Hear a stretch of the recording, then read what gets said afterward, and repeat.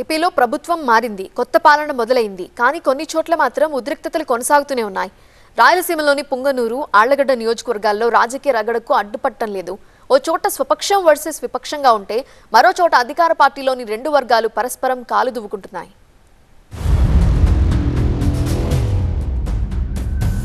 ఏపీలో ఎన్నికల ఫలితాలొచ్చి కొత్త ప్రభుత్వం ఏర్పడి 20 రోజులవుతున్నా రాయలసీమలోని కొన్ని ప్రాంతాల్లో ఉద్రిక్తతలు మాత్రం చల్లారడం లేదు. కొన్ని చోట్ల రెండు పార్టీల నేతల మధ్య వివాదం జరుగుతుండగా మరికొన్ని చోట్ల సొంత పార్టీల నేతల మధ్య రాజకీయ వైరం ఉద్రిక్తత రేపుతోంది.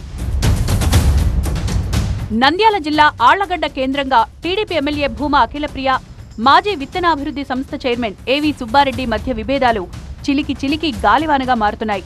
దీంతో స్థానికంగా ఎప్పుడేం జరుగుతుందో కూడా తెలియని పరిస్థితి నెలకొంది. గతంలో స్నేహంగా ఉన్న ఈ రెండు కుటుంబాల మధ్య ఇప్పుడు పచ్చగడ్డి వేస్తే భగ్గుమనే పరిస్థితి వచ్చింది. ఈ కుటుంబాల మధ్య వివాదానికి ప్రధాన కారణం తెలియనప్పటికీ ఆస్తుల విభేదాలు ప్రధాన కారణంగా చెప్తున్నారు. ఉప్పు నిప్పులా ఉన్న ఈ రెండు వర్గాల మధ్య ఇటీవల జరిగిన ఓ హత్య మరింత వివాదం రాజేసింది. హత్యకు కుటుంబంలో ఆస్తి తగాదాలు కారణం కాగా వీటికి రాజకీయం తోడైంది. గత నెల 25న జరిగిన టీడీపీ నేత శ్రీదేవి హత్యతో ఆళ్లగడ్డ ఉలిక్కిపడింది. టీడీపీ నేత ఏవీ భాస్కర్ రెడ్డి, ఆయన సతీమణి శ్రీదేవిపై దుండగులు దాడి చేశారు. కళ్లల్లో కారం చల్లి బండరాళ్లతో మోదీ శ్రీదేవిని చంపేశారు. ఘటనలో తీవ్ర గాయాలైన భాస్కర్ రెడ్డి ఆస్పత్రిలో చికిత్స పొందుతున్నారు. ఆస్తి తగాదాలతోనే హత్య జరిగినట్లు నిర్ధారించిన పోలీసులు కేసు నమోదు చేశారు.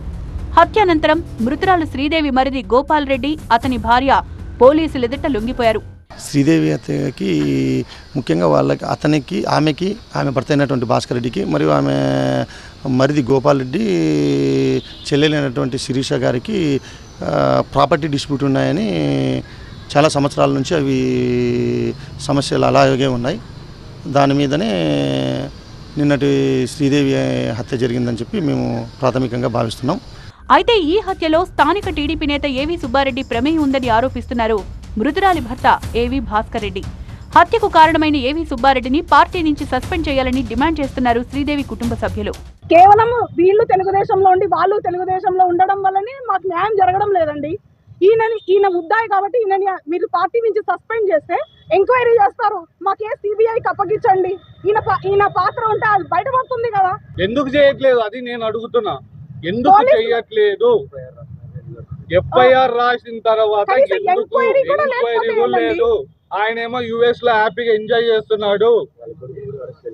వాళ్ళ కొడుకుని కూడా అరెస్ట్ చేయలేదు. మాకు ప్రాణహాని ఉంది. దానికి ఏంటి? మాకు గవర్నమెంట్ మాకు సమాధానం చెప్పాలి. మాకు ఖచ్చితంగా ఇలా అయితే మమ్మల్ని కూడా చంపేస్తారు, దాంట్లో డౌటే లేదు. అయినా అన్ని ఎఫ్ఐఆర్లు ఉండి ఆయన యుఎస్కి ఎలా వెళ్ళాడండి? మొన్ననే నిఖిల్ మర్డర్ కేసు జరిగింది, దానికి ఆల్రెడీ 307 ఉంటుంది. అయినా ఎట్లా వస్తుంది వాళ్ళకి? పోవడానికి ఛాన్సే ఉండదు అసలు. ఎస్పీ గారు సమాధానం చెప్పాలి మాకు దీని గురించి. ఇప్పుడు మెయిన్ మా వదినను సంపడానికి ప్రధానమైన కారణం ఏమంటే ఆమె అఖిల దగ్గర ఫుల్గా తిరిగింది. మొత్తం టౌను అంతటా నోటెడ్ అయిపోయింది. అందరిని పలకరేయడం చేయడం అంతా ఆమె పూర్తిగా తిరిగి ఆమె మళ్ళీ తర్వాత ఏం చెప్పింది? అఖిల గెలిచింది, నేను డిన్నర్ ఇవ్వాలని చెప్తే దాంతో వాళ్ళు అఖిల మీద వీళ్ళకు సరిపోతనంతో ఈ వీధిలో అఖిలెంబడి తిరుగుతారా మీరు, మీ కథ చేస్తాను, మళ్ళీ మీరు డిన్నర్లు ఇస్తారా, మీకు తొందరలోనే ఉంది అని చెప్పి ఏవీ సుబ్బారెడ్డి భార్యనే ప్రత్యక్షంగా రోడ్డు మీదకి వచ్చి ఒక్క వారంలోనే 2 సార్లు చెప్పింది. మృతురాలి కుటుంబ సభ్యుల ఫిర్యాదుతో ఏవీ సుబ్బారెడ్డితో పాటు ఆయన కుటుంబ సభ్యులపైన కూడా కేసులు నమోదయ్యాయి. మరోవైపు ఏవీ సుబ్బారెడ్డి ఇంటి ముందు బాధితులు ఆందోళనకు దిగడం ఉద్రిక్తతకు దారితీసింది. ప్రస్తుతం ఏవీ సుబ్బారెడ్డి తన కుటుంబ సభ్యులతో కలిసి విదేశాల్లో ఉన్నట్లు ప్రచారం జరుగుతోంది. మరోవైపు తమ వర్గం నేతను హత్య చేయించిందే కాక ఫిర్యాదు చేస్తే అంత చూస్తామంటూ ఏవీ సుబ్బారెడ్డి కుటుంబం బెదిరిస్తున్నారని ఎమ్మెల్యే అఖిలప్రియ ఆరోపిస్తున్నారు. రాయలసీమలో ఆడవాళ్ళని హత్య చేసేంత స్థాయికి ఈరోజు దిగజారినారంటే నిజంగానే చాలా విచిత్రంగా అనిపిస్తుంది.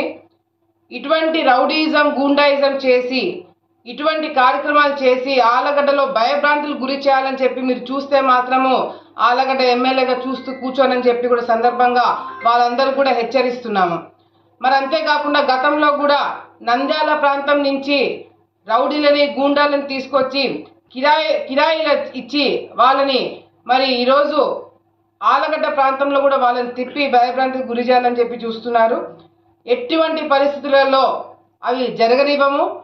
ఇక ఇటీవలే ఆళ్లగడ్డ రూరల్ పోలీస్ స్టేషన్ పై దాడి చేసిన కొంతమంది వ్యక్తులు స్టేషన్లో ఉన్న ప్రేమ జంటను బయటికి లాక్కొచ్చి చితకబాదారు.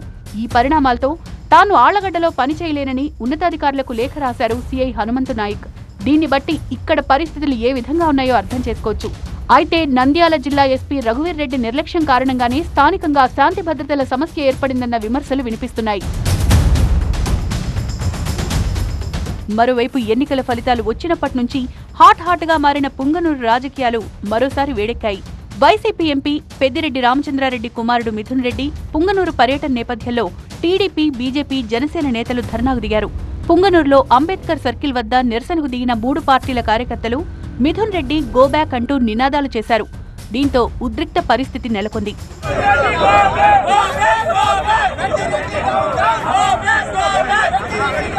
ఓ ఎంపీగా నియోజకవర్గంలో తిరిగే రైట్ లేదా అని ప్రశ్నిస్తున్నారు ఎంపీ మిథున్ రెడ్డి. రాజకీయ కక్షతో వైసీపీ నేతలపై టీడీపీ దాడులకు పాల్పడుతోందని ఆరోపించారు. భౌతిక దాడులతో పాటు ఆస్తులు కూడా ధ్వంసం చేస్తున్నారని ధ్వజమెత్తారు. చంద్రబాబు ట్రాప్లో చల్లాబాబు పడొద్దని, అది ఆయనకే నష్టమని హెచ్చరించారు. ఒక ఎంపీగా నా నియోజకవర్గంలో తిరగడానికి కూడా ఈరోజు నా నియోజకవర్గ ప్రజల్ని కలవడానికి కూడా ఈరోజు రెస్ట్రిక్షన్స్ పెట్టి తిరగనీయకుండా చల్లాబాబు కూడా నేను చెప్పేది ఒకటే, నీ పరిస్థితి నువ్వు ఆలోచించుకో, చంద్రబాబు ట్రాప్లో పడొద్దు. మిథున్ రెడ్డి ఆరోపణలకు అంతే స్థాయిలో కౌంటర్ ఇచ్చారు టీడీపీ ఇన్ఛార్జి చల్లాబాబు. ఎంపీ మిథున్ రెడ్డి లేనిపోని ఆరోపణలు చేస్తున్నారన్న చల్లాబాబు తాను దాడులు చేయించినట్లు చూపిస్తే క్షమాపణలు చెప్తానని స్పష్టం చేశారు. కుప్పల్లో పెద్దిరెడ్డి చేసిన అరాచకాలు, చంద్రబాబును అడ్డుకున్న విషయాలు మీకు తెలియవా అని ప్రశ్నించారు చల్లాబాబు. చంద్రబాబు నాయుడు ట్రాప్లో కాదు, నువ్వు ఒకసారి చరిత్ర ఆలోచించుకో. మీ తండ్రి గారు కుప్పంలో ఎన్ని అరాచకాలు చేసినాడనేది, ఎంత బైనింగ్ దద్దాలు చేసినారని చెప్పి ఒక మాజీ ముఖ్యమంత్రిని, అక్కడుండే ఎమ్మెల్యేని కూడా లోనికి రానీకుండా అడ్డుకునే ప్రయత్నం మీ తండ్రి గారు చేసినాడా లేదని అడుగుతున్నా.